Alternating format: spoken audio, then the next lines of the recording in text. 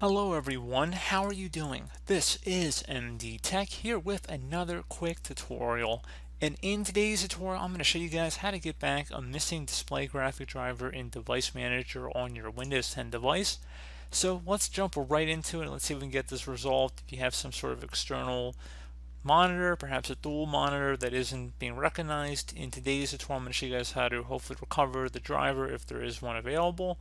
So let's go jump right into it, and we're going to start by opening up the Start menu, type in Device Manager. Best match should come back with Device Manager listed directly above Control Panel. Go ahead and just left click on that. Select whatever this top collapsible entry is here, so just left click on it one time, and then select Actions, and then add legacy hardware. Select next. It's going to ask what do you want to do. We're going to go select install the hardware that I manually select from a list, and then select next. Select the display adapter option here, and then select next. And now at this point, if you had a different driver here, so you might have multiple drivers listed here, if you want to set Microsoft, you can. However, if you had a more specific driver for a monitor manufacturer, I'd recommend following along with that suggestion here and then selecting the correct model. Or, I mean, there'd probably only be one option there, to be completely honest with you, but just giving you guys, a couple different scenarios to play with.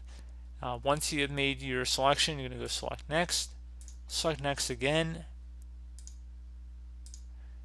and once that's done, select finish here, and now you'll notice that there's a new display adapter that appears on the drop down. So again, you could probably just swap this out with whatever would be your applicable driver for your monitor. This is just obviously an example demonstration tutorial. There's a near infinite number of different possibilities that you could have for this, so we're just doing the most broad and generic one possible, but it should be able to be applied to just about any situation. So anyway, we're going to just go right click on whatever our new driver is and select update driver. Select browse my computer for drivers, and then select let me pick from a list of available drivers on my computer. Again, you might have some different options here. You are more than welcome to try one that fits more in the parameters. I'm just going to try a display adapter here and then selecting next.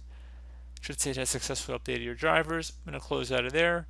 You should restart your computer, and that should really be about it, guys. Not too much more to cover on that. You can also check for drivers online. So our first option, where we could have either checked automatically online or manually have gone through that list, you're welcome to check online. Usually that's pretty hit or miss. Usually it says you have the best drivers already installed, but you know what, you guys have choices, so there's more than one option to go with there.